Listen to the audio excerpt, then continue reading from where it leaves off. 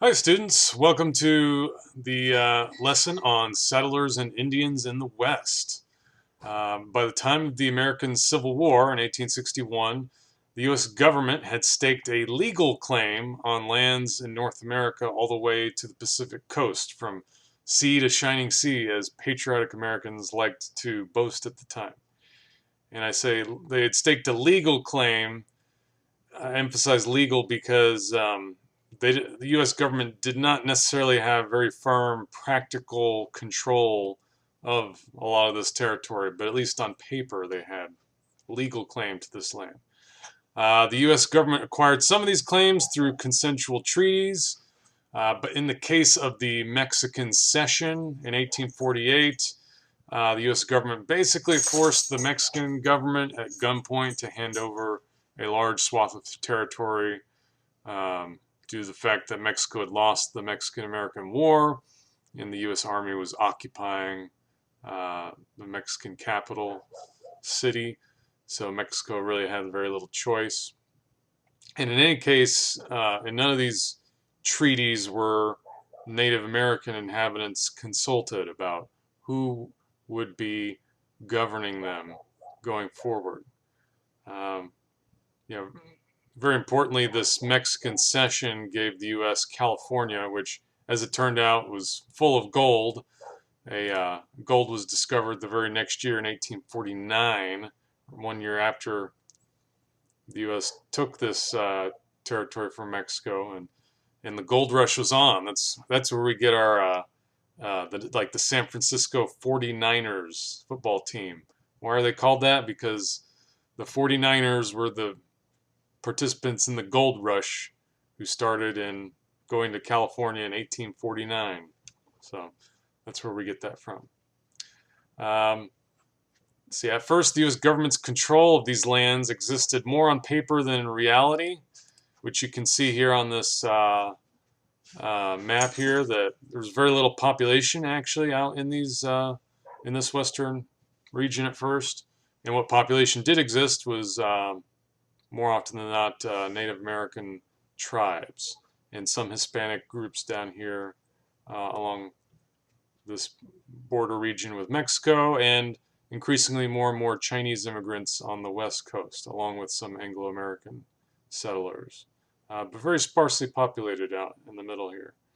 Um, Now, while most of us envisage or imagine Native Americans, all of them, as nomadic buffalo hunters, this is only true of the Great Plains tribes. In the Southwest, the Pueblo peoples had ancient agricultural communities based on irrigation of arid lands and farming those lands and sheep herding. Some, like the Apache, raided these sedentary tribes. Different Indian groups didn't necessarily get along with each other all the time. In the Pacific Northwest, Native American tribes had created towns based on hunting and gathering the rich resources of rivers, coast, and forest. The Indian Removal Act of 1830 had added eastern tribes to the mix. These Indians from the Indian Removal Act came out of the southeastern U.S., were sent, such as the Cherokee, most famously were sent along the Trail of Tears, were forced to march to Oklahoma and resettle. And it was called the Trail of Tears because it's estimated that possibly up to a fourth of those Cherokee Indians died along the way from just poor, lack of food and medical care and shelter along the way.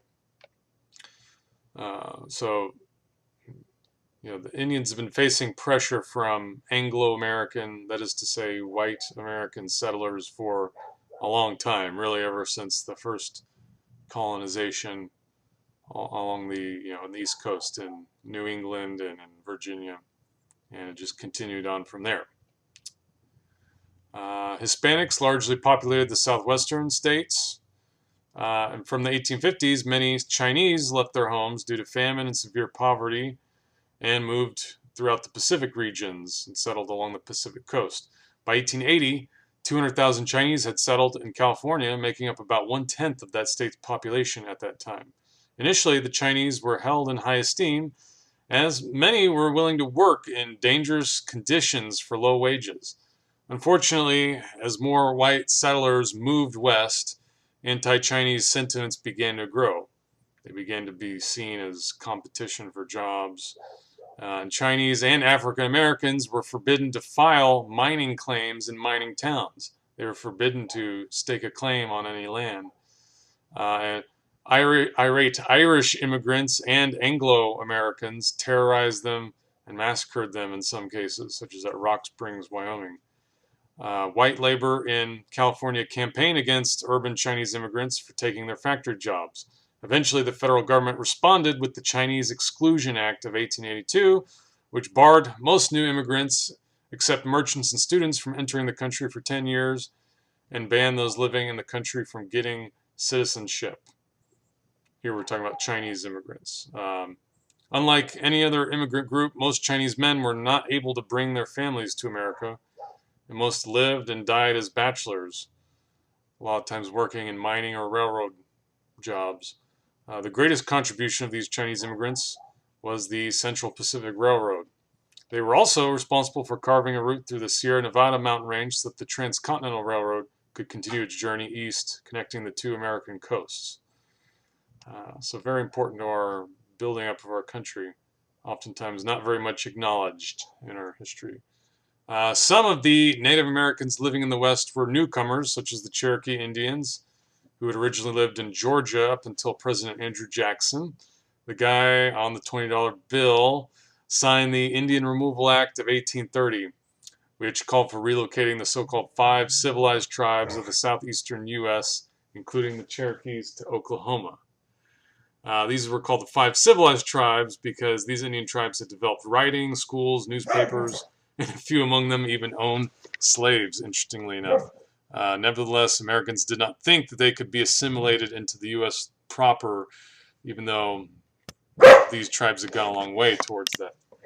What is Hazel doing? What are you doing, Hazel? What is that? What is that? Hmm? What are you doing?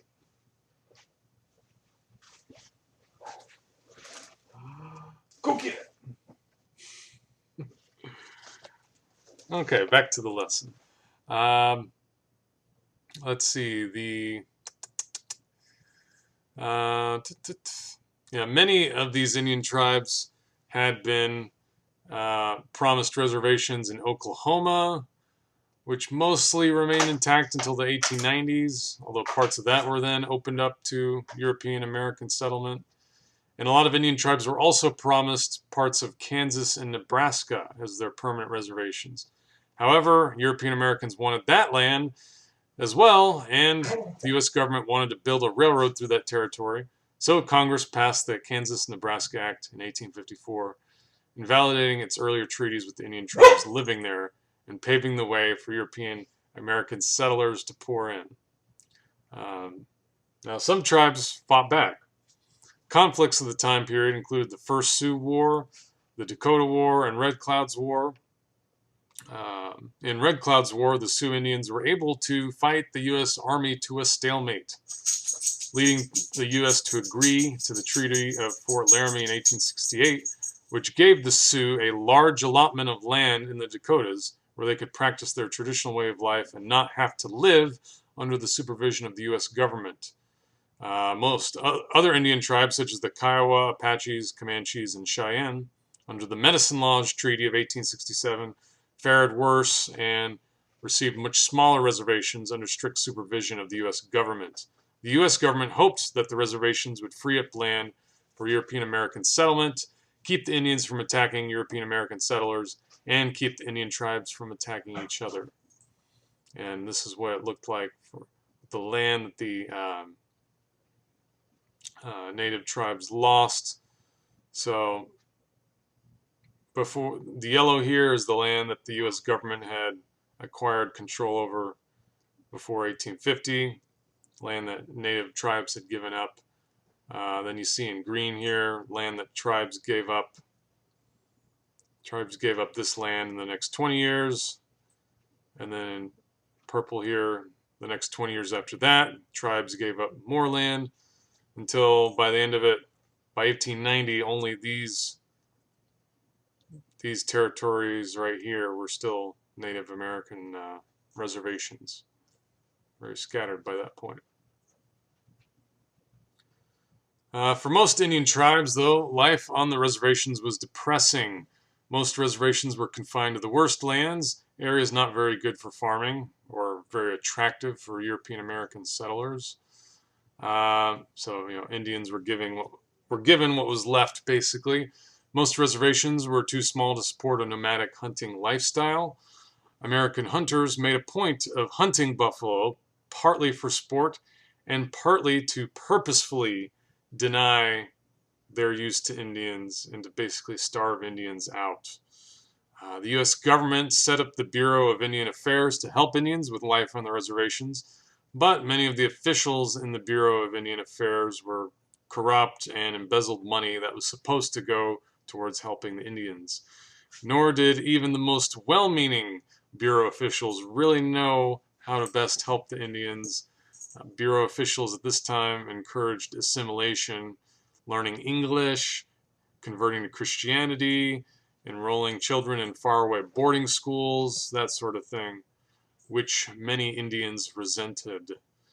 The one tribe whose traditional way of life was least affected by the reservation system was the Sioux, with their large reservation in the Dakotas, at least until Anglo-American gold prospectors started illegally trespassing onto their land. The U.S. government first attempted to keep Anglo-American gold prospectors out of Sioux territory, but after seeing that strategy continually fail, and after receiving encouragement from timber and mining companies, the U.S. government sent the army to force the Sioux to sign away some of that coveted land, sparking the Black Hills War in 1876, when the Sioux said, "No, we are not going to do that."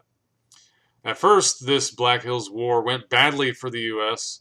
In the Battle of Little Bighorn, U.S. General George Custer mistakenly sent his cavalry regiment into a battle where he ended up heavily outnumbered. He himself died, and much of his regiment was annihilated. The loss at Little Bighorn alarmed Americans and persuaded the Army to alter its tactics and only commit to battles when the U.S. Army had a decisive advantage. After that point, the U.S. Army prevailed, abolishing the Sioux territory and confining them to a much smaller reservation. Nevertheless, despite the U.S. Army's success with defeating Indian tribes and confining them on reservations, the government remained fearful that Indian rebellions might take place. The government reasoned that the best way to prevent future rebellions was to break up Indian tribal loyalties and culturally assimilate Indians into mainstream American culture. The government also wanted to make it easier for mining companies to negotiate land leases with Indians. Rather than having to get the approval of the entire tribe, companies preferred to deal directly with individual Indians. So these were the intentions behind a new law, the Dawes Severalty Act, passed in 1887, which strongly encouraged individual Indian families to break off from their tribes and receive an individual allotment of land. However, most Indians were distrustful of this offer, fearing that it was just another trick of the white man. Understandably, right? That skepticism would be understandable. With the depressing life of the reservation all around them, many Indians looked for any shred of hope that things would get better someday. It was no surprise that many eagerly embraced the teachings of a Paiute Indian spiritual leader by the name of Wovoka, who claimed that a practice called the ghost dance would reunite Indians with the spirits of their deceased ancestors, bring those spirits back to fight with the living, drive out the white colonists, and bring peace, prosperity, and unity to all Indian tribes. Understandably, the U.S. government was alarmed at the spread of these ideas, which seemed to foreshadow imminent Indian revolts, because Indians might not be content to simply wait for this prophecy to occur on its own. They might, after becoming emotionally invested in this idea, want to bring it about, on their own, perhaps, which led the U.S. government to try to ban the ghost dance. Some Indians also turned to what became known as the Native American Church, This was a new religious movement that emerged among Plains Indians in the 1890s that blended some Christian teachings with traditional Huichol Indian use of peyote, a cactus that was native to northern Mexico and Texas that contains a hallucinogenic chemical now known as mescaline. The church ceremonies involved sitting in a tent or teepee around a fire, eating peyote cacti, and participating in various spiritual rituals all throughout the night. At first, the U.S. government tried to ban the Native American church, like it tried to do with the ghost dance, but the church and its practices persisted until in the 1930s, the U.S. government under President Franklin Roosevelt turned away from assimilation policies and towards a more multicultural stance, officially legitimizing the Native American church and the use of peyote by members of the Native American tribes. And yes, that's still the law today. If you are a bona fide member of a federally recognized tribe, you have the special privilege of attending the Native American church and eating hallucinogenic peyote cacti. Last time I checked, that was still the law. So one common question that students ask is, why was the U.S. government so eager to assimilate and or displace Native Americans for so long? Why could the U.S. government not just live and let live with the Native Americans out west?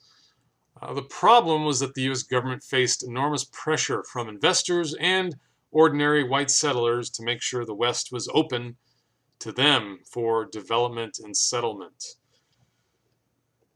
Western lands offered many natural resources that fetched a high price during the rapid period of industrialization in the late 1800s. Timber, industrial metals, precious metals, coal, oil, and farmland.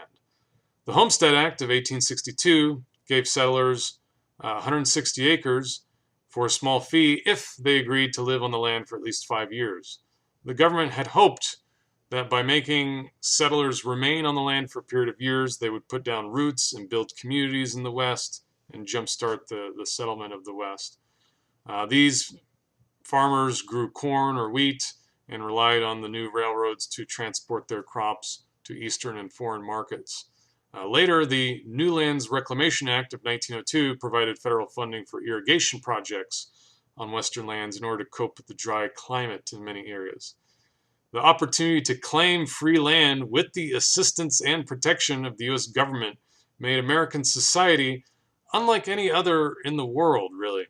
The option to settle free land out west acted as a safety valve, in a way, for frustrated white Americans. Most other industrializing countries in the late 1800s experienced violent class conflicts between wage workers, who owned virtually nothing, and capitalists, those who owned all the land, businesses, and money. For example, France experienced two violent anti-capitalist revolutions in the span of several decades, one in 1848, another one in 1871. In neighboring Germany, the Socialist Party was the largest vote-getting party by the early 1900s. Workers in these countries felt trapped. If they weren't financially or mentally prepared to sail to a foreign land such as America and start something new, their options were to work in a job that usually paid barely enough to survive while watching their boss steadily accumulate a fortune. Or they could revolt and take what that boss had accumulated largely off of their work. So understandably, many either revolted or voted for parties such as the Socialist Party that promised to put power and wealth in the hands of workers through legal, gradual means. However, American workers were not nearly so backed into a corner.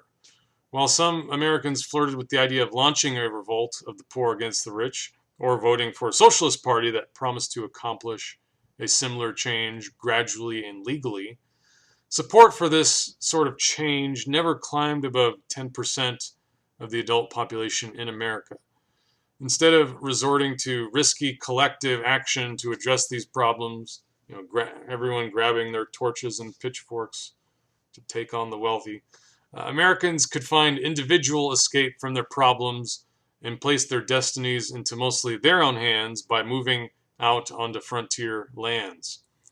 Both the communist theorist Karl Marx and American historian Frederick Jackson Turner argued that the existence of the frontier in America made American society vastly different from the other industrializing societies at the time. Wages in America tended to be slightly higher in order to persuade workers from leaving for the frontier. Social mobility, the ability to start out with nothing and move into a wealthier economic class through hard work and luck and whatnot, was much higher for Americans, when they could go out and settle their own land and become their own boss in a way and acquire a productive asset. Consequently, Americans tended to be much more individualistic and optimistic than their counterparts in Europe.